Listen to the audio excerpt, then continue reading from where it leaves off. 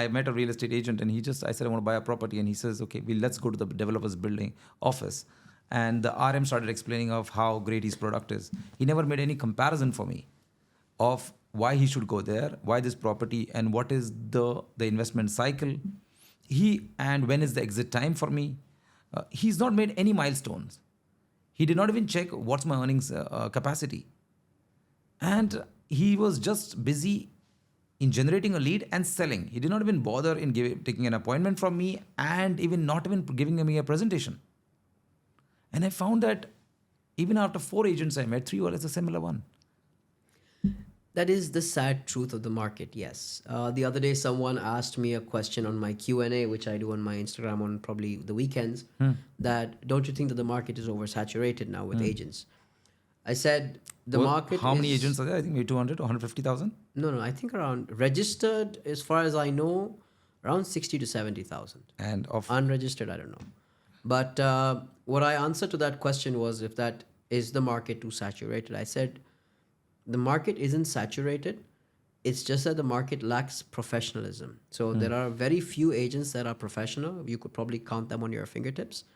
But if an agent wants to step in and learn, understand, answer all the questions to you which you had issues with, then there is a chance that that agent will make money. But I'll tell you what happens is that everybody wants a piece of the pie.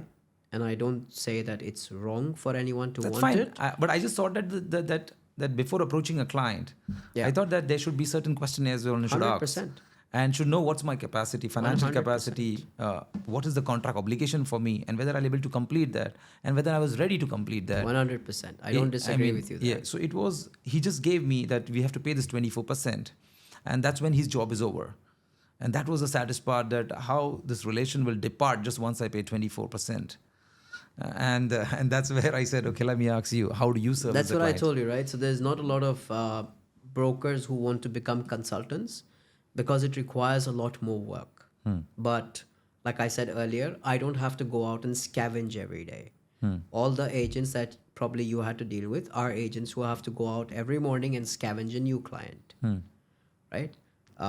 For someone like us who provide an end-to-end service, we don't have that trouble. Like, for example, I was helping one of my clients make payments for almost a year on his behalf, collect the checks from his house, get the drop from the developer's office, deposit into the accounts, and so on.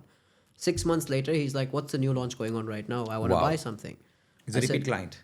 They automatically become repeat clients because you provide them peace of mind. They don't want to have received an email that, oh, you have a penalty of 500,000 dirhams because you did not make the payment on your villa. Also, I mean, proactively you're informing them that there's an installment going to come after a month. Are you ready for this, or do you want to exit it? What's your plan? Correct. You keep on asking questions. You keep on engaging the client to understand what's his current capacity or what's his current financial position, or whether he'll be able to honor, or whether we have to look for him an exit. True. I think all those are very important when it comes to real estate. Selling at least. All this happens when you decide that, okay, you know what, I don't want to be a broker anymore. I want to move into consultancy.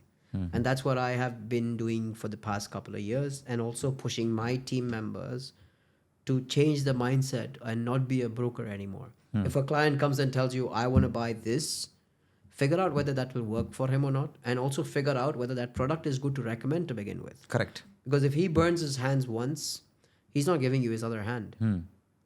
And again, he loses confidence on the market as well. There you go. Leaves a bad taste in their mouth. I mean, there's a macro effect and a cascading effect as well.